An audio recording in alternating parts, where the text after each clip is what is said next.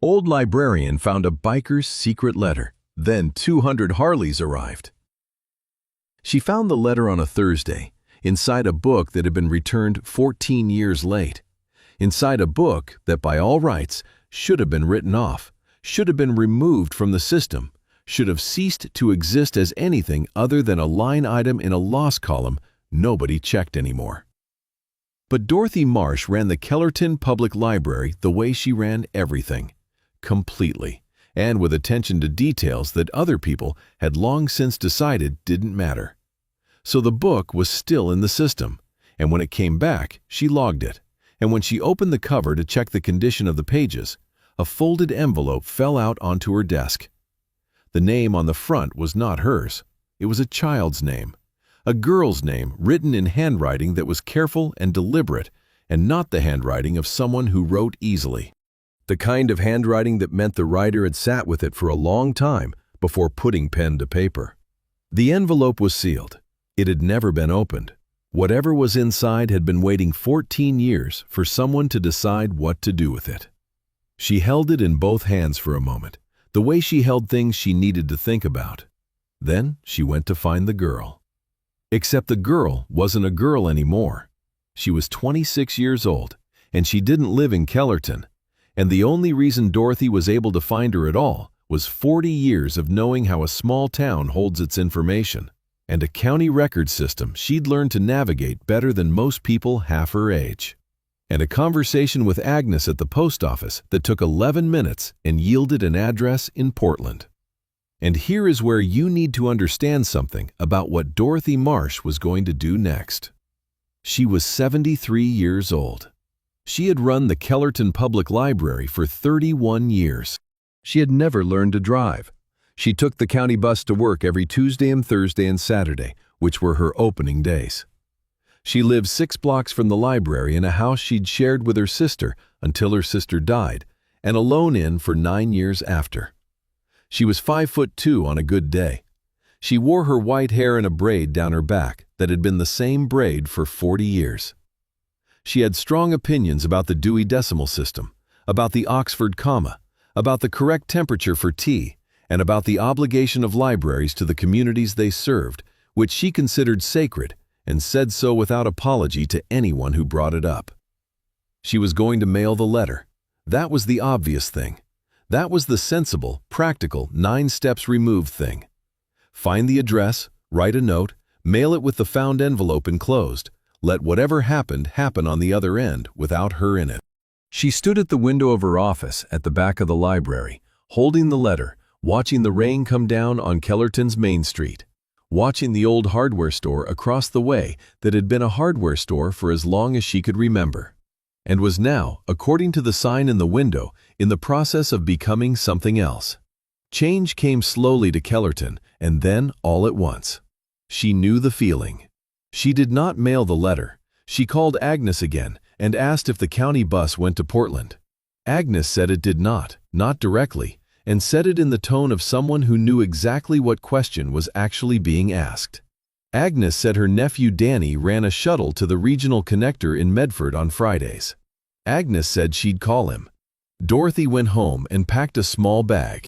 She went to Portland on a Friday morning with a letter that wasn't hers in her coat pocket, and 31 years of understanding that some things you don't put in the mail, and 3/4 of a century of being the kind of woman who showed up. But before you hear what happened in Portland, you need to understand who wrote the letter. And to understand that, you need to go back 14 years, to a July that Kellerton remembered in the particular way small towns remember things, which is to say, not loudly, but permanently. His name was Daniel Garrett Wick. Danny Wick, most people said, or just Wick, the way you shorten the names of people you've known long enough that formality feels dishonest. He'd grown up in Kellerton, left at 18, came back at 27 on a Harley that announced him from 3 blocks away, wearing the colors of a club called the Iron Valley MC, which was based out of Medford and had a reputation in Southern Oregon that was neither entirely good nor entirely bad, but was substantial. He had a face that had been used in an argument more than once, and eyes that were the specific pale gray of water under heavy cloud cover. He worked, when he worked, at the auto body shop on Route 9. He was not a man people in Kellerton knew what to do with, exactly, but he was a Kellerton man, and that counted for something in a town where that still counted for something. He had a daughter.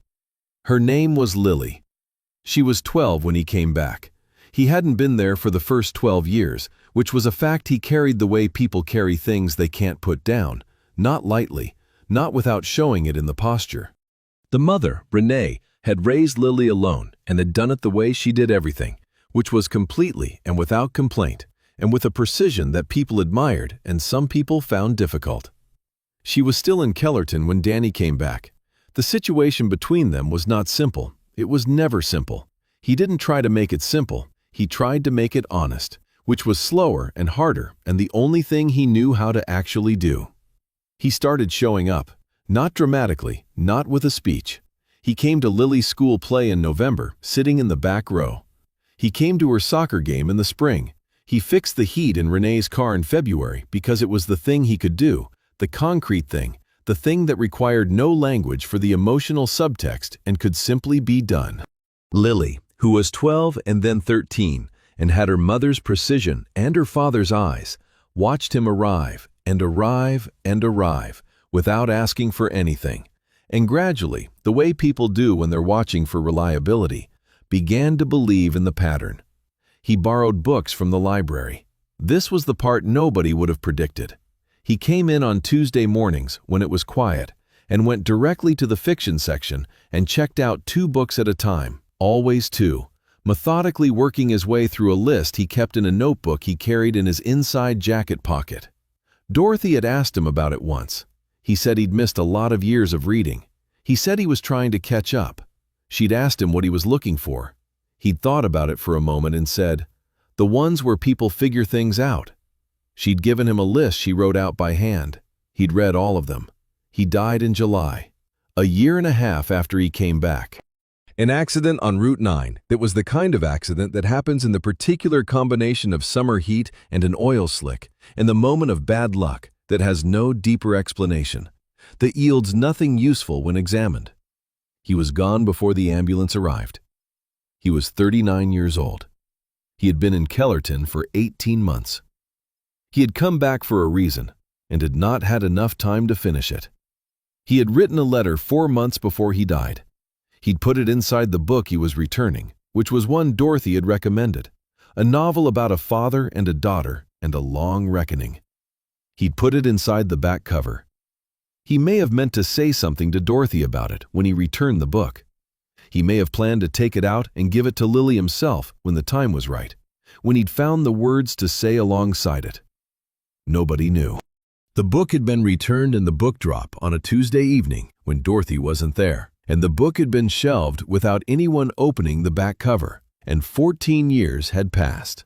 Dorothy Marsh arrived in Portland on a Friday afternoon with the letter in her coat pocket and Agnes's nephew Danny's phone number in her address book in case she needed a ride back. She had the address. She found the building. It was a 4-story apartment building in Northeast Portland, the kind that had been built in the 90s and had aged honestly. She went up to the 3rd floor and knocked on apartment 7. The young woman who answered the door was 26 years old and had pale gray eyes and the specific careful posture of someone who had learned precision from a mother who valued it, and something around the jaw and the set of the shoulders that Dorothy recognized from Tuesday mornings in the library and a notebook kept in an inside jacket pocket. Dorothy said, "My name is Dorothy Marsh. I'm the librarian in Kellerton. I think I have something for you." Lily Wick stood in her doorway and looked at the small white-haired woman on her threshold holding a letter in both hands. She said, "You'd better come in." The letter was 4 pages. Lily read it at her kitchen table while Dorothy sat across from her and drank the tea Lily had made before she knew she needed to do something with her hands. Dorothy did not read over her shoulder. She looked out the kitchen window at the November rain on Portland rooftops and let the girl read. 14 years of a letter. 4 pages from a man who had not been comfortable with language, who had spent his life in the vocabulary of engines and road and silence, who had sat down at a table and written 4 pages with the handwriting of someone who was taking the time because the time was owed. Dorothy didn't know what was in it. She would never know. It was not hers to know. But she knew what it looked like when someone read something that changed the shape of the air in the room. And she sat across the table and did not look until Lily looked up. Lily looked up. She'd been crying, which she seemed slightly surprised by, in the way of people who don't cry often. She pressed the back of her hand to her face in a single practical motion and looked at Dorothy. "He left it in a library book," she said. "The Remains of the Day," Dorothy said. "Kazuo Ishiguro. I recommended it to him." Lily looked down at the letter. "He talks about it. In here. He says you gave him a list." She paused. "He says you were the only person in Kellerton who treated him like he was trying." Dorothy was quiet for a moment. "He was trying," she said. Lily folded the letter carefully, the way you fold something you're going to keep. She set it on the table. She looked at Dorothy for a moment. "How did you find me?" "Agnes at the post office," Dorothy said. "And county records." And 31 years of knowing how information moves in a small town. The corner of Lily's mouth moved, something that recognized something. "He mentioned Agnes too," she said, "in the letter." Dorothy stayed for 2 hours, not because she was asked to, not because there was an agenda, but because the right thing was obviously to stay, at least for this part, at least until the sharpest edge of it had settled into something Lily could hold without cutting herself on it. She made more tea. She told Lily about the Tuesday mornings, about the notebook, about the list.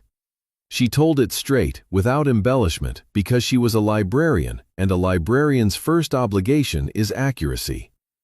Lily told her some things back, about the year and a half, about the soccer games and the school play and the car heater in February, about the argument she'd had with him 2 weeks before Route 9, the argument about something she couldn't remember now, couldn't reconstruct, the one she'd spent years trying to find the content of and failing, because the content didn't matter and she knew it and couldn't stop trying anyway. About the specific grief of losing someone you were still in the process of getting to know. "He was figuring it out," Lily said. "That's what I kept thinking after. He was actually figuring it out. He just ran out of time." "He knew it too," Dorothy said. Lily looked at her. "The letter," Dorothy said. "He knew it. That's why he wrote it."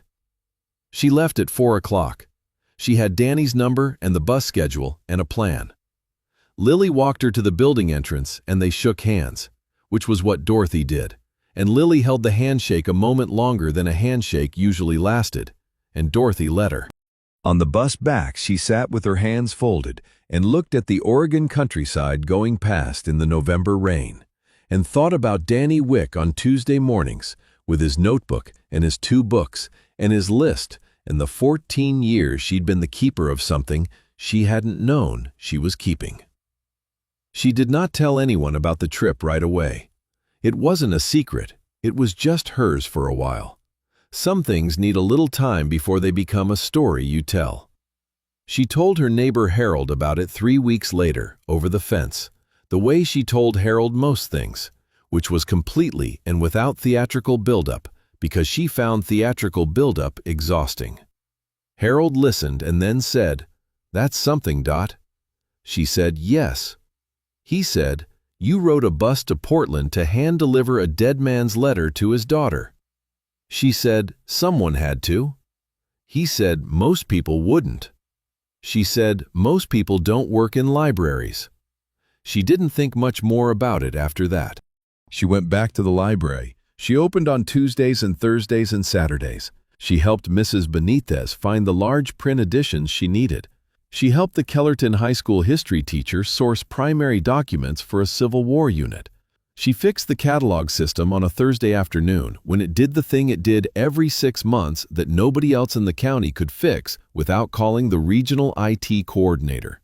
And she fixed it herself because she had fixed it herself 4 times before and knew exactly what it was. She was 73 years old and she had a job she considered sacred and she did it every day, and that was, as far as she was concerned, the whole story. Except 3 weeks after she got back from Portland, she received a phone call. She was at the library. It was a Tuesday morning, which was when she was always at the library.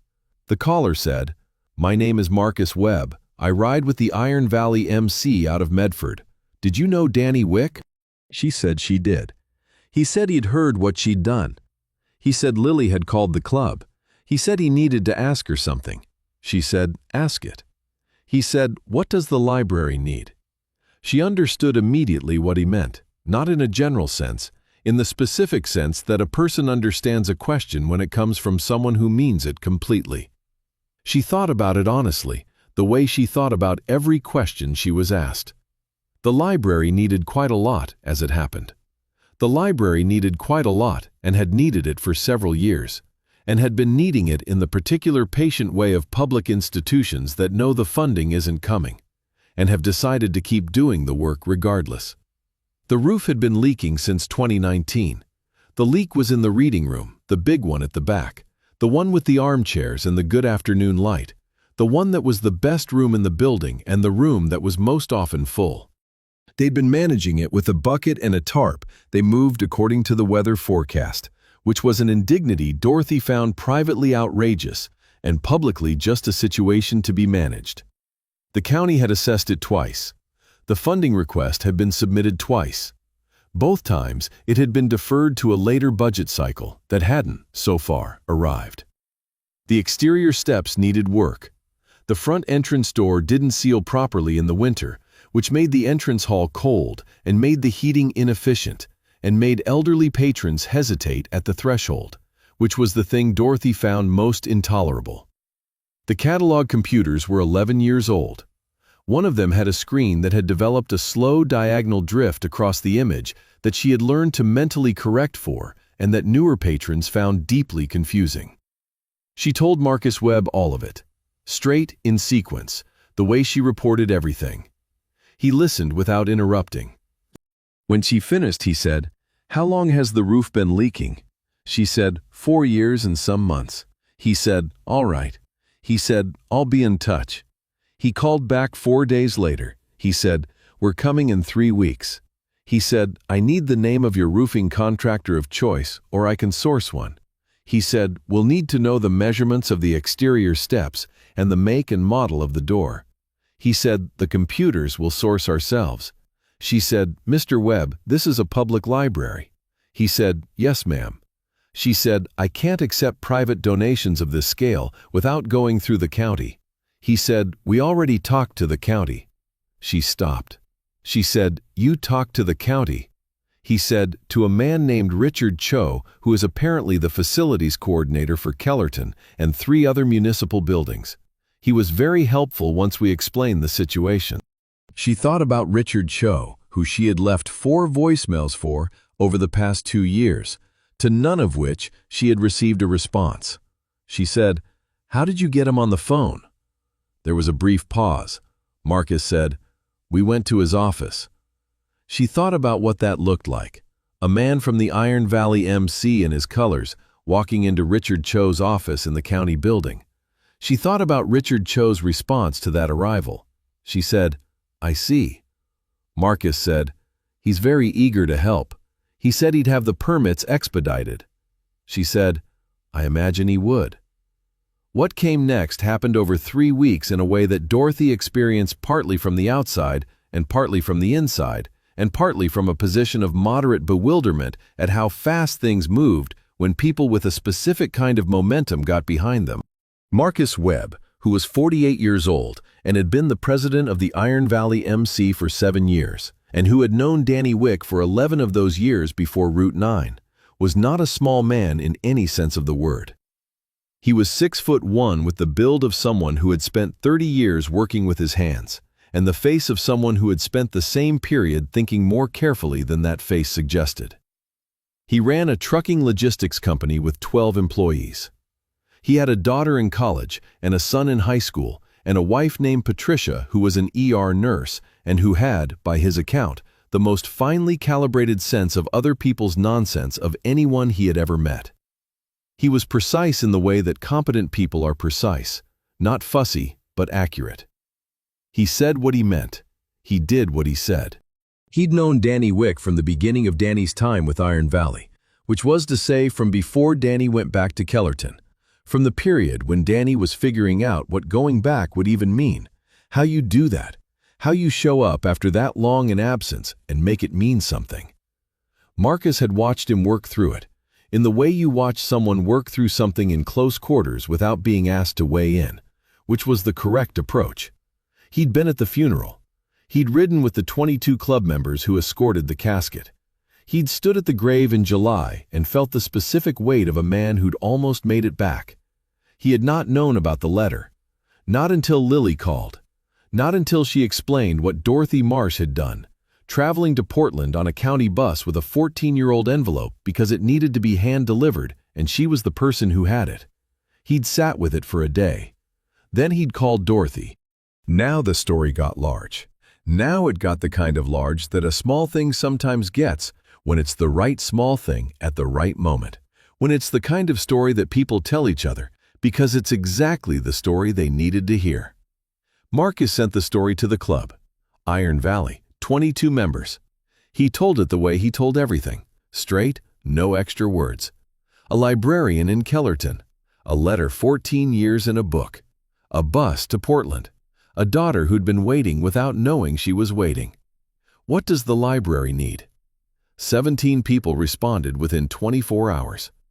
He sent the story to the Medford chapter of a connected club called the Coastal Riders, who had 31 members and a reputation for showing up when something needed doing. He sent it to a club in Grants Pass he'd ridden with twice. He sent it to a chapter in Ashland, to the Portland chapters of 2 different clubs, which felt appropriate given where the story had ended. The story moved. Not because anyone pushed it, because it was real. And real stories have a weight to them that pulls people in the direction of action if the people are paying attention. The calls started coming in. Members who'd heard about it from members. People who'd been patrons of small-town libraries and knew exactly what a leaking roof and a reading room looked like over 4 years of being managed with a bucket. People who'd had their own Danny Wicks, their own 14-year gaps between who they were trying to be and who they'd managed to be, and who heard in this story something that rhymed with something they'd been carrying. By the end of the second week, Marcus had confirmed 193 riders. By the end of the third week, he had 211. He had a roofing contractor from Eugene who'd done work for Iron Valley before. The same contractor, as it happened, who had fixed a roof on a house in Clover Falls the previous October, which is how these stories connect when they're part of the same network of people who show up. He had volunteers with construction experience who'd assess the exterior steps and source the materials. He had a contact who could get commercial-grade, all-in-one catalog computers at supply pricing. He had Richard Cho from the County Facilities Office, who had, as predicted, become highly responsive and was now actively facilitating permits. He called Dorothy 3 days before to give her the final number. 211, he said. She said, "Mr. Webb." He said, "Ma'am?" She said, "The parking situation on this block is going to be challenging." He said he'd looked at it. He said they'd use the school parking lot 2 blocks over and walk. He said he hoped that was all right. She thought about 200 bikers walking 2 blocks through Kellerton on a Saturday morning. She said, "That will be fine." She told no one, not Harold, not Agnes, not the part-time volunteer Rose Marie, who came in on Saturdays, and who would certainly find out, but would also, if told in advance, tell 17 people before Saturday arrived. Dorothy had learned, over 73 years, that some things were better experienced than announced. On a Saturday in late November, Dorothy Marsh opened the Kellerton Public Library at 9 in the morning, the way she opened it every Saturday. She turned on the lights. She started the heating, which took a while. She set out the large print books Mrs. Benitez usually came for. She put the kettle on in the back office, which was a thing she did every morning, which she considered not a luxury but a professional requirement. She heard them at 9:20.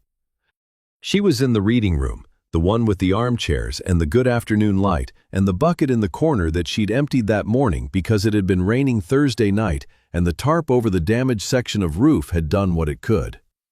She was looking at the bucket and making a mental note, and then she heard the sound. Not one engine, not several. The low building roll of many engines from the direction of Kellerton's Main Street, getting louder and then, incrementally, going quiet. She walked to the front of the library. She opened the front door. 211 motorcycles were parked in every available space within a 2-block radius. Their riders were walking toward her down the middle of Main Street in the November morning light. She recognized Marcus from the photo on the club's website, which she'd looked up after his first call, because she looked up everything and considered it due diligence. He was at the front, walking with the calm, unhurried pace of a man who knows where he's going. Behind him, among the crowd, she saw someone else.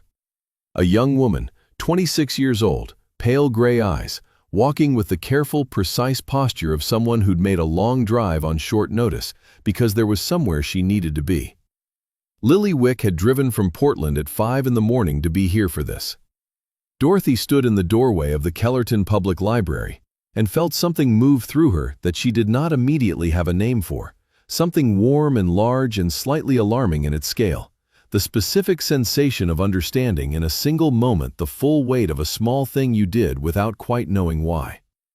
She had put a letter in her coat pocket and ridden the county bus to Portland. That was what she had done. She stood in the doorway and let the morning arrive. Marcus reached the steps. He looked up at her. He was large enough that he had to tilt his head back slightly to make eye contact from the bottom of the steps, which were still cracked and uneven and would not be by the end of this day. "Ms. Marsh," he said. "Mr. Webb," she said. "Danny talked about this library," he said. "He said it was the best thing in Kellerton." Dorothy looked at him. "He wasn't wrong," she said. There was a sound from the crowd behind him. The work began. Before I tell you what those 2 days looked like inside the Kellerton Public Library, I want to stop for a moment. Right here. And I want to ask where you're watching this from. Put your city in the comments right now. We have people watching this from places I genuinely didn't expect, and I want to know if this story is reaching you in a small town, a big city, anywhere in between. There's something I'm going to tell you at the end that I want you to hold on to, and it means more if I know who's in the room. Your city. Drop it now. And stay with me, because the part that happens inside this library is the part that will stay with you longest. The roofing crew went up on the first morning. The reading room roof, which had been leaking since 2019, which had been managed with a bucket and a tarp and 2 unfiled county funding requests, and Dorothy's particular brand of patient institutional stubbornness, was addressed from the outside in with the efficiency of people who know exactly what they're doing. By noon, the damaged section was opened. By 3 in the afternoon, the new structure was going in. By the end of the first day, the reading room had a roof that would not leak. Dorothy stood in the reading room in the late afternoon and looked up at the ceiling, which was currently not there, exactly, while the new section was being completed, which meant she was looking at a darkening November sky through the bones of her library, which was an experience she found unexpectedly moving in the way that seeing the structure of something you love usually is. Then they closed it up, and the ceiling was there, and it was solid. The exterior steps were replaced across the first morning in parallel with the roofing work, measured precisely by a man named Carl, who had been a stonemason for 30 years and who did the work with the attention of someone for whom good steps were a point of professional honor. Dorothy had opinions about the angle of the top step and the depth of the tread and the texture of the stone. She expressed them. Carl listened to all of it and then said, "You're right about the tread depth." She said, "I know." He said, "Most people don't think about tread depth." She said, "Most people haven't watched elderly patrons hesitate at a library entrance for 4 years." The front door seal was replaced by 2 people who did it in 3 hours, which was faster than Dorothy expected. And when they tested it by closing the door and running their hands along the frame, which she did herself after they did it, it was solid. No draft. The entrance hall would be warm this winter for the first time in years. The computers arrived on the first afternoon in unmarked boxes from a supplier in Portland. They were set up by a man named Theo, who was 32 and had done IT before he'd found his way into bikes and leather, and who approached the library's catalog system with the specific, focused attention of someone encountering a problem they actually want to solve. He asked Dorothy questions about how the system worked, what the patrons needed from it, what the failure modes were. She answered all of them with the completeness and accuracy of someone who had been watching a system fail in specific ways for 11 years and had taken notes. He reconfigured the catalog software. He transferred the data. He set up the new machines and tested them, and then walked Dorothy through the interface with a patience that she recognized as the real thing rather than the performed version. She asked 3 technical questions that surprised him slightly. She asked them because she needed the answers. That was why she asked questions. When he was done and the library's catalog was running on new machines for the first time since the Obama administration, Dorothy sat down at one of the terminals and ran a search. She searched for The Remains of the Day by Kazuo Ishiguro. The system returned it immediately, clean and fast, its status, available. She sat with that for a moment. She checked it out in the system to a patron account she created with Danny Wick's library card number, which was still in her records because she never deleted records, and returned it immediately, and marked it as a permanent collection item. She did this privately at the end of the day, when the library was quiet and most of the workers had moved to the back. Nobody saw her do it. It was for her and for him, and it didn't require an audience. Lily spent both days in the library, not watching, being in it. She sat in different chairs in the reading room and walked the stacks and ran her fingers along the spines of books in a way Dorothy recognized as the gesture of someone who'd grown up in a library, which Lily had because Danny had brought her here on the Tuesday mornings when he had custody, which was infrequent but regular, and the library had been the place he could bring her where he knew what to do. On the first afternoon, Lily found the notebook. Or rather, Dorothy showed it to her. She'd had it since the summer Danny died. He'd left it on the library table one Tuesday morning, and she'd held it for him, as she held things for patrons, and then he was gone, and she'd held it indefinitely in the drawer of her desk in the back office, waiting for a moment that was right. The moment had taken 14 years and 2 months to arrive. Lily opened the notebook. It was a reading list, as Dorothy had said, about 60 titles. Most of them checked off. 17 that weren't. Notes in the margins beside some of them. Brief, specific. This one got it right. This one I didn't finish. This one was about me and I didn't know it until the last chapter. The handwriting was the same handwriting as the letter. Careful, deliberate. The handwriting of someone taking the time. Lily read it for a long time. She kept her face in the notebook so Dorothy couldn't see it clearly. Dorothy did not try to see it clearly. She went and made tea and brought a cup back and set it on the table beside Lily without comment and went to do something else. Lily took the notebook with her when she left. Dorothy had already decided she would. On the second evening, the same thing happened that had happened in a backyard in Clover Falls the previous October, which was that someone set up a table and people brought food, and a long day of work in a space that mattered became an evening of people who'd worked together in that space, eating and talking, and not particularly wanting to leave yet. They did it in the reading room, which now had a solid roof above it, and the smell of new materials, and the particular warmth of a room that has been given back its function. Someone brought a gas heater for the corner. Someone brought enough food for the mathematics of it to not quite add up unless you assumed that people from multiple directions had coordinated without being asked to. Dorothy sat in her armchair, which was the armchair in the reading room she had been sitting in for 31 years, the one closest to the window with the late afternoon light, and she looked at her library full of people. Leather vests and reading lamps, Harley patches and the shelved spines of 30 years of collection. A man from Ashland who had spent the day on the roof was now standing in front of the mystery section with a look of genuine absorption, reading the back covers of things. 2 women from the Coastal Riders were in an animated conversation with Rose Marie, the Saturday volunteer, about what books to recommend to a teenager who hated reading, which was a conversation Dorothy had herself had 10,000 times, and which always ended in the same 2 or 3 titles. Lily sat in the chair across from Dorothy. She had the notebook in her lap.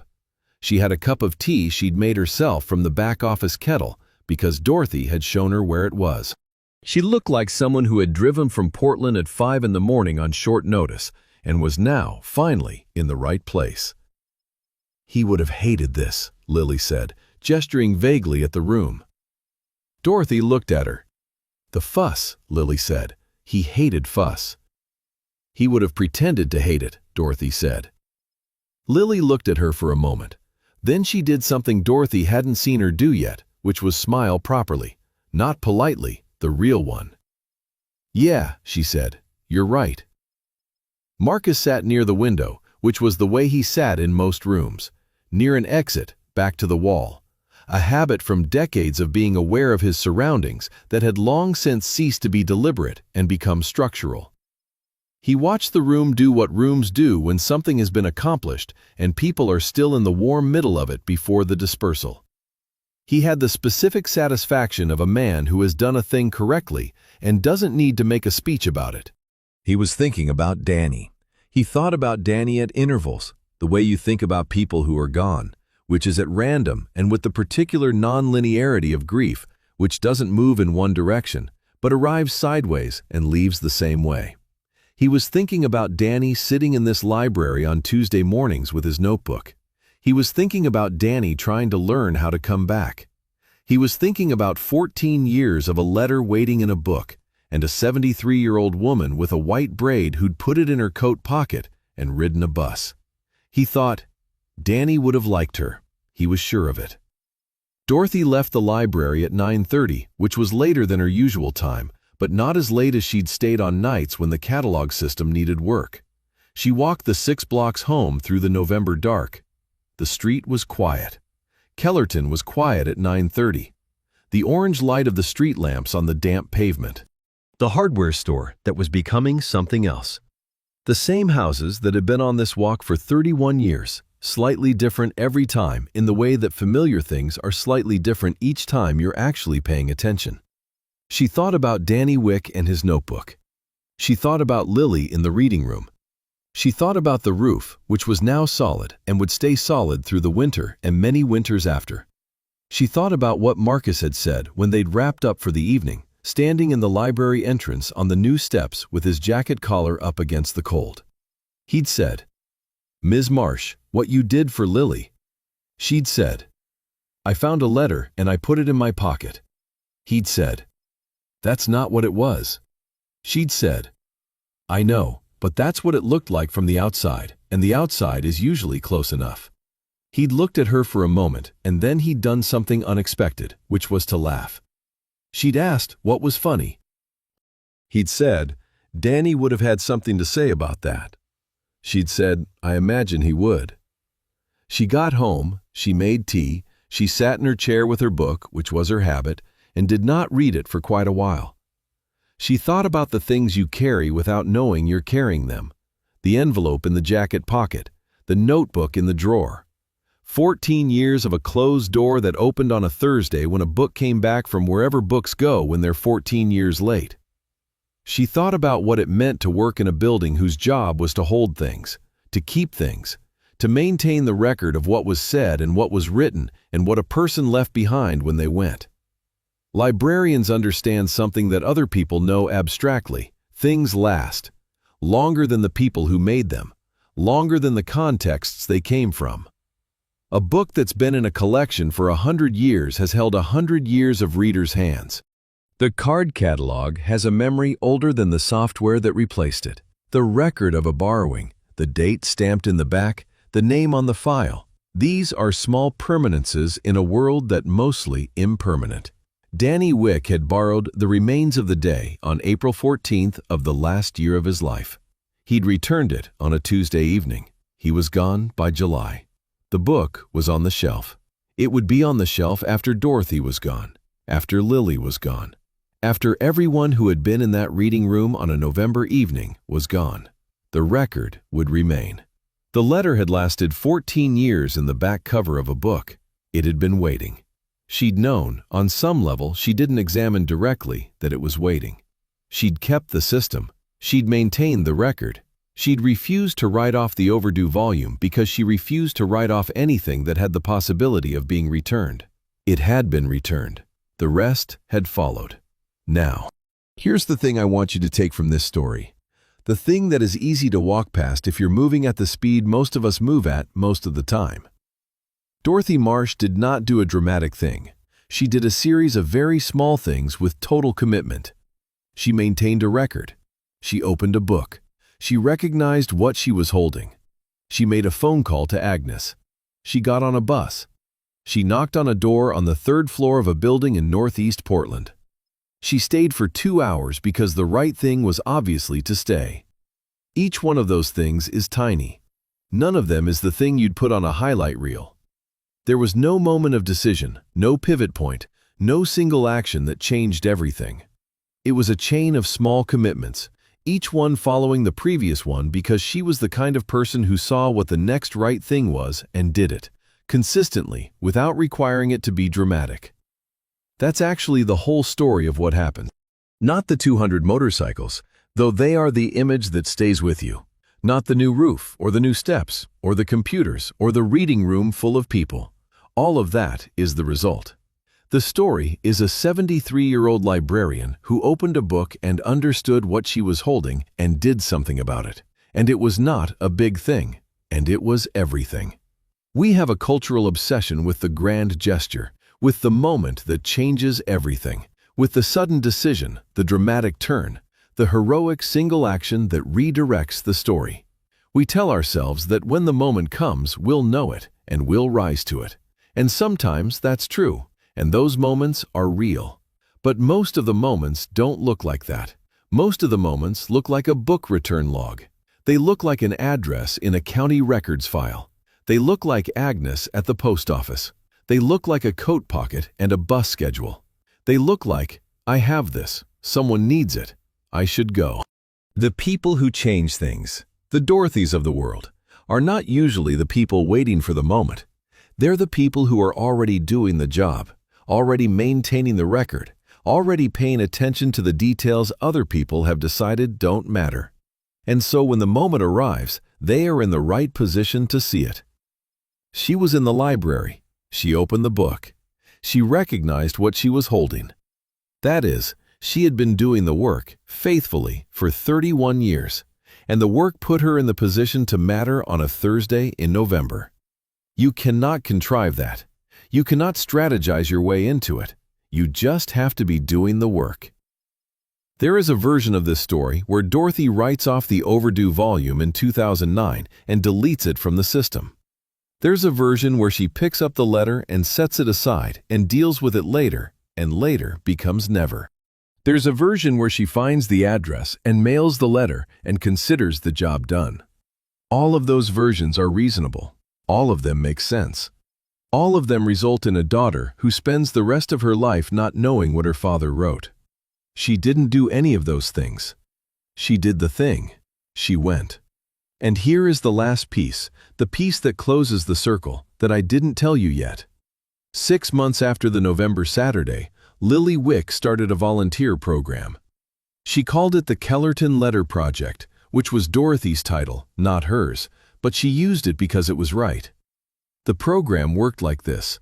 If you had something you needed help saying, something you'd been trying to find the words for, something you needed to write to someone and couldn't, you came in on Thursday evenings to the Kellerton Public Library's reading room, which had a solid roof now, and you sat with a volunteer, and you wrote it.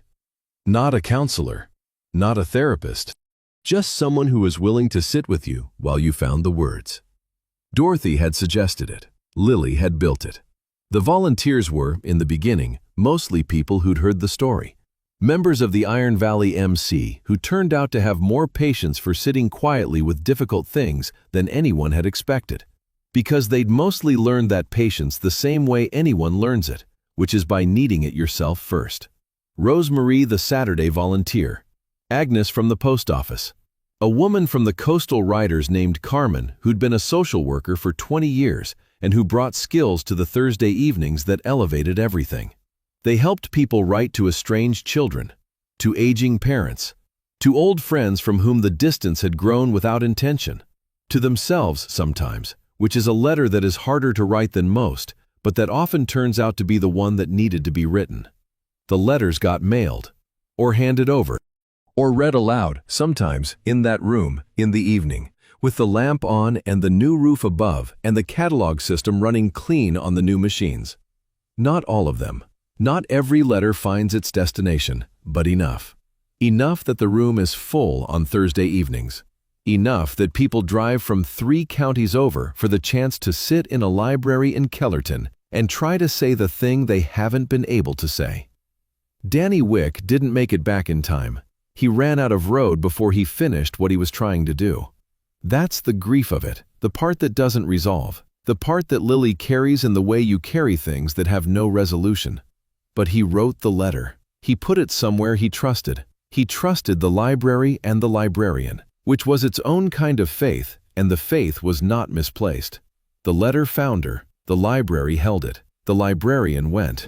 If you are watching this and there is a letter you haven't written, I want you to think about it right now.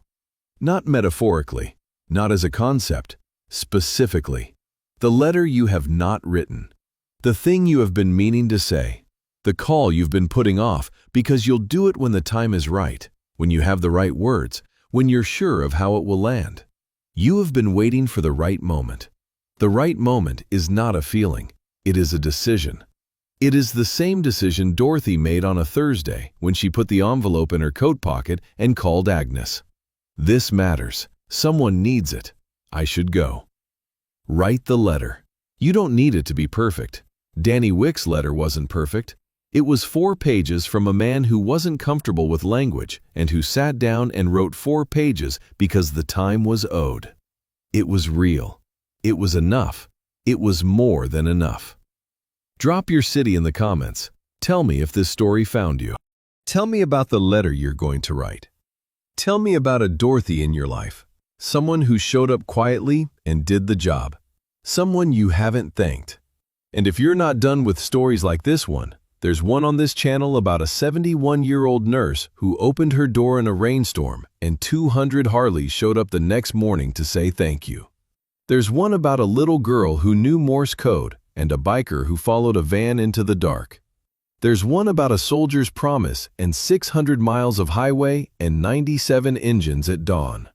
Every one of them is about the same thing, about the gap between seeing something and doing something, about choosing the smaller, harder option, about going. They're waiting. And so is someone, somewhere, for the letter you haven't written yet. Go write it. The library is open. The reading room at the Kellerton Public Library has a solid roof now. On Thursday evenings, it fills with people who are trying to find the words. Dorothy opens the building at 6, makes tea, arranges the chairs, unlocks the catalog terminals. The screens are clean and fast and don't drift. She is 74 now. Her braid is the same braid. She has strong opinions about the Oxford comma and the correct temperature for tea and the obligation of libraries to the communities they serve, which she still considers sacred and says so without apology. On her desk in the back office, in the drawer she used to keep Danny Wick's notebook in, there is a copy of The Remains of the Day. It's the library's copy. It has the call number on the spine and the stamp inside the cover. It's marked Permanent Collection. She takes it out sometimes, not to read it. She's read it. She takes it out and holds it for a moment the way she held the envelope, with both hands, with the attention that things deserve.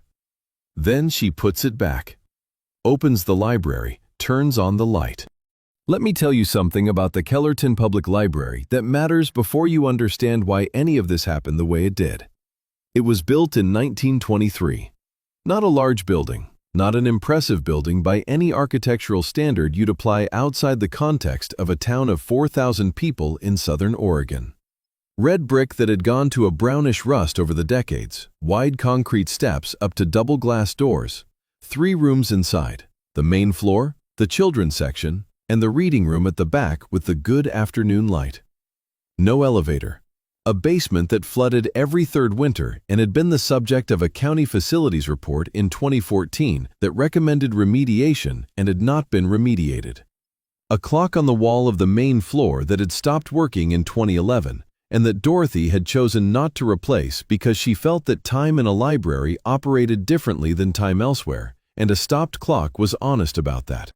Dorothy Marsh had been offered a better position twice. Once in 2001, when the county library system asked her to take over the regional coordinator role, which paid significantly more and would have meant she managed 12 branches instead of running one. Once in 2009, when the university in Medford had been looking for a head of acquisitions and a former colleague had given her name. She had declined both times. Not dramatically, not with a speech about her calling or her duty. She had said, "This is the library I'm running." She had said it in the tone that ended the conversation, the way she said things she was entirely certain about, which was quietly and completely. She knew every regular patron by name. She knew which children were early readers and which were reluctant ones, and what the reluctant ones actually liked when you found the right in. She knew that Edward Mott came every Monday for the large print westerns, and that his eyesight had been deteriorating, and she'd been quietly getting the large print section expanded without mentioning it to him so he wouldn't feel singled out. She knew that the Thursday afternoon after-school crowd needed something between their reading assignments and their phones, and had built a graphic novel section specifically for that crowd without making it a program or a project, just by putting books on a shelf where they'd see them. She knew the library the way you know something you've been paying attention to for 31 years, not abstractly, in the specific concrete way of knowing which floorboard creaked, which window latch was stiff in winter, which shelf in the reference section got the most light in the late afternoon and was therefore the best place to read something complicated. She knew that the reading room roof had been leaking since the first week of November 2019, because she had been there when it started, a Tuesday afternoon. A small dark stain spreading across the ceiling above the armchairs during a storm that the county's weather service had predicted at 40%, and that had arrived at 100. She'd put a bucket under it before anyone was hurt. She'd moved the armchair. She'd filed the first county facilities request on November 14, 2019. She had the copy of that request in the filing cabinet behind her desk, along with the second one from March 2021, and the email confirmation that both had been received, and the two subsequent follow-up emails from her that had been answered with responses that contained information but no action. She was patient about it. She was patient, the way a person is patient when they have decided that losing their patience would not accomplish anything, and has therefore declined to do it, which is a different thing from genuine equanimity, but produces similar results. She managed the bucket and the tarp. She moved the armchair. She watched the ceiling and assessed after each storm. She maintained the record. This is what 31 years of running the same building teaches you. The building is a system, and systems can be managed with information and attention, and the kind of steady, consistent action that doesn't make anything worse while you wait for the resources to make things better. Dorothy was very good at not making things worse. She had been good at it since before the library.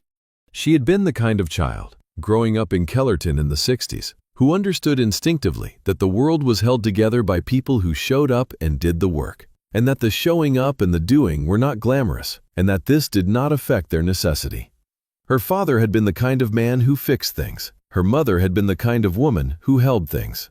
She had inherited both and combined them in her own way, which was the library, which was 31 years of being the person who was there, reliably, without announcement, for everyone who came in needing something she could provide. There is a particular and underappreciated kind of heroism in showing up without being asked, in doing the job that doesn't get a news segment, in maintaining the record and managing the bucket and filing the request, and doing it again when the response doesn't come, and not abandoning the post because the post needs someone in it. Dorothy didn't think of it as heroism. She thought of it as the job. That might be the definition of heroism. I'm not sure the people who actually do it are the right ones to ask. The Thursday she found the letter, she had been at the library since 8 in the morning, 2 hours before opening. She did this regularly. The time before opening was the best time, in her experience. The building to herself, the catalog quiet, the shelves patient. She did her administrative work in those 2 hours. She did her correspondence. She processed returns and logged new acquisitions and worked through the minor infrastructure issues of running a library, which were, in a building of this age, never zero. The book had been in the overnight return slot. She found it at 8:15 with the other returns. She logged it. The system flagged it immediately, not with urgency, but with the factual persistence of a catalog that keeps its records. This item has been outstanding since November 2009. Late fee accrued. She cleared the fee because 14-year late fees were not useful to anyone, and the book was back, and that was what mattered. She opened the back cover to check the condition. This was her practice, every return. The condition of the book was the information she needed to know whether it went back on the shelf or went to the repair station, or, in the worst cases, was marked for replacement. She opened it, and the envelope was there, between the back cover and the last page, face up, the name written in careful, deliberate handwriting. She held it. She set it on the desk in front of her. She looked at it for probably 3 minutes, which is a long time to look at an envelope, but which was the amount of time the situation required for her to understand what she was looking at, and what it meant, and what the right next thing to do was. The name on the envelope was Lily. No last name, just Lily. Written with the care of someone who wanted to get even the single word right. She picked up the phone. She called Agnes. You need to understand what Danny Wick meant to this library, specifically, before you understand the full weight of what Dorothy was holding. He'd come in for the first time in September of the year he came back to Kellerton. He'd come in the way people come in for the first time to places they're not sure about, standing in the entrance for a moment longer than necessary, taking the measure of the room. Dorothy had noticed him immediately, not because he was hard to miss, though he was, but because she noticed everyone who came in for the first time, which was professional habit refined over 3 decades. She'd gone over. She'd said, "Can I help you find something?" He'd said he was looking for some books to read. She'd said, "What kind of books?" He'd thought about it. He said, "Ones where people figure things out." She had recognized the question for what it was, which was not a genre preference, but something closer to a personal requirement. She'd taken him to the fiction section. She'd pulled 7 books off the shelf and said, "Start with any of these." He'd looked at them for a moment, then chosen 2. He came back 2 weeks later and got 2 more. They talked more after the first few visits. Not long conversations. The library kind, which move in a particular way, interrupted and resumed, conducted over the desk or in the stacks, made of the exchanges that happen when someone is actually looking for something and you actually know where things are. He told her about the reading list he was keeping. She added to it. She recommended things with the specific precision of a librarian who knew what she had and who she was talking to. She got things right more often than he expected. He said so. She said, "You're not that hard to read." He'd laughed. It was a surprised laugh, the kind that happens when someone says something accurate before you've armored yourself against it. He told her about Sophie one Tuesday morning. Not in a way that asked for anything. Just, she's 12. Just, she lives with her mother. Just, I'm figuring out what the right way to be around is. He said it the way people say things in libraries, which is more honestly than they say them elsewhere, as though the room licensed a different register of disclosure. She'd listened. She hadn't offered advice because he hadn't asked for it. She'd said, "There's a book about that." He'd said, "There's a book about everything." She'd said, "That's the point of libraries." He'd said, "Fair enough." She gave him the book. He read it. He brought it back. He said, "That one got it right." She logged it in her mind, the way she logged things. Got it right, this one, for this person, with this particular quality of problem. She used that for future recommendations. She was always building the map. He was in Kellerton for 18 months. He came to the library for 16 of them, every Tuesday without exception. He borrowed 2 books a week. He read everything. He came back and reported on what he'd read with the brief specific evaluations she'd learned to translate. Good meant he'd read it in 2 sittings. Slow means he'd had to work at it. The ones where he said nothing but tapped the cover before he returned them were the ones that had done something to him that he didn't have words for yet. He was figuring things out. She could see it happening across 16 months of Tuesday mornings. He was slower than he'd been, less armored.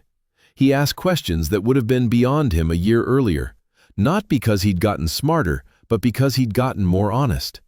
The books were doing what books do when a person actually opens them and stays inside them. They were showing him that the questions he had were not unique to him, that people had been having them forever, and some of them had managed to live with them in ways that were less costly than the ways he'd been using. She had watched this happen to patrons before. It was one of the reasons she considered the work sacred. He returned the remains of the day on a Tuesday evening, which meant she wasn't there. He returned it in the book drop, and the book was shelved and 14 years passed. And then a copy of the same book she'd given him returned on a November Thursday morning with a sealed envelope in the back cover and a name written in handwriting she recognized, because she had the quality of attention that 31 years of working with what people leave behind will give you if you let it. She held the envelope for 3 minutes, then she called Agnes. The bus left Kellerton on Friday mornings at 6:45 and connected in Medford with the regional service to Portland. Dorothy was at the stop at 6:30 with a small bag and the envelope in her coat pocket, and the address she'd gotten from county records that Agnes had told her how to access. Because Agnes knew how to access everything, and was generous with the information in the way of people who have spent decades being useful to everyone around them, and have developed a reliable radar for when their usefulness is genuinely needed. She sat on the bus for 3.5 hours. She read. She looked out the window at southern Oregon, giving way to the Willamette Valley, the landscape going from the high, dry country she'd grown up in to the wet green of the valley, the specific green of November in the valley, which is the deep, saturated green of a place that has been raining for a month and has decided to make the best of it. She did not spend the trip rehearsing what she would say. She already knew what she would say. She would say, "I'm Dorothy Marsh. I'm the librarian in Kellerton. I think I have something for you." The rest of it would follow from that. She found the building. She went up to the 3rd floor. She knocked on apartment 7. The young woman who answered was 26 years old and had the pale gray eyes Dorothy remembered from a Tuesday morning nearly 15 years ago, when a 12-year-old girl had sat in the children's section reading a book about horses with the focused self-containment of a child who was used to being the only person responsible for their own entertainment. The eyes, the set of the jaw, unmistakable. Dorothy said her name.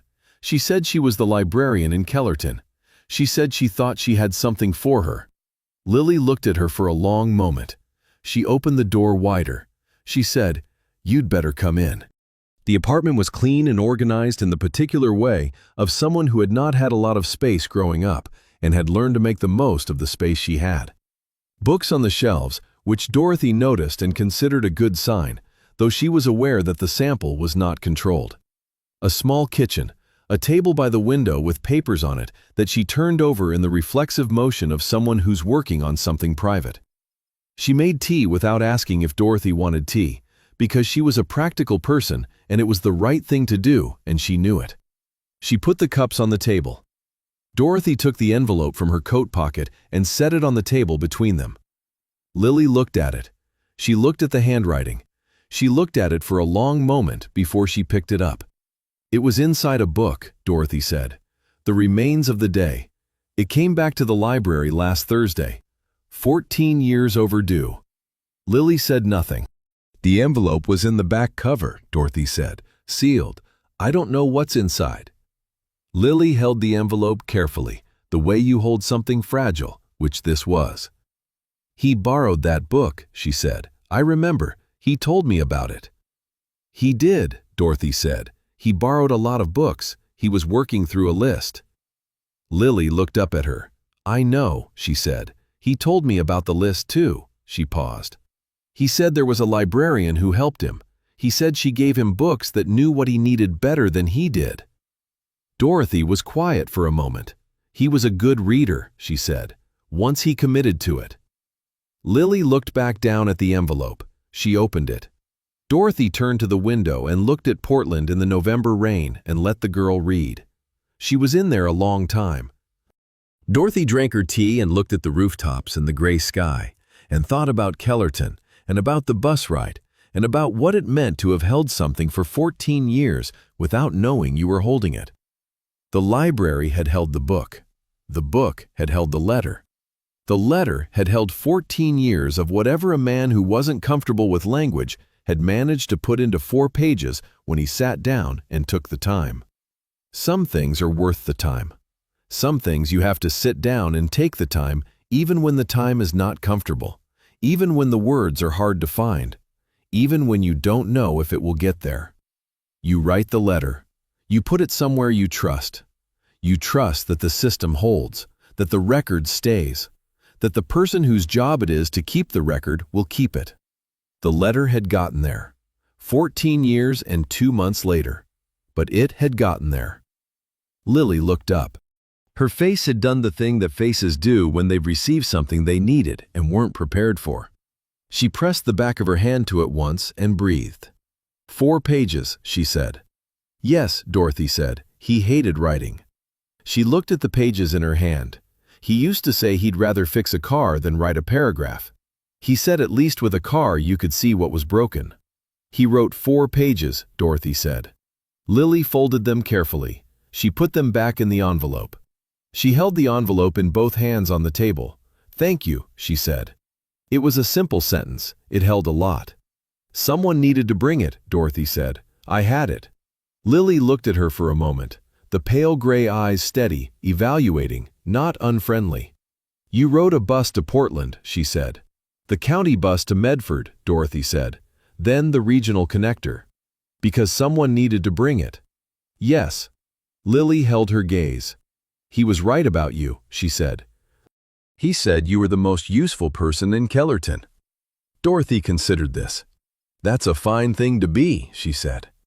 They sat for another hour and a half. The tea went and was remade. The sky outside the window went from gray to darker gray to the particular early dark of November in Portland, which arrives before you're ready for it. Lily talked. Dorothy listened in the way she listened to everything, completely, with the attention that says what you're saying matters and I am not going to miss any of it. She asked questions when they were useful and did not when they weren't. When she stood to leave, Lily walked her to the building entrance. She held the door. Can I come? She said. Dorothy looked at her. To Kellerton, Lily said.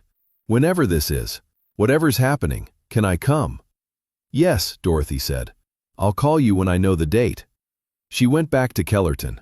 She went back to the library on Saturday. She opened at 9 the way she always did. She made tea.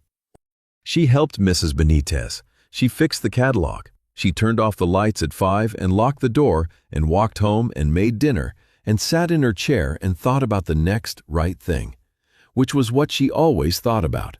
And this time the answer was, wait for Marcus Webb to call back with a plan, and when he does, tell him what the library needs, and let the thing happen that is going to happen.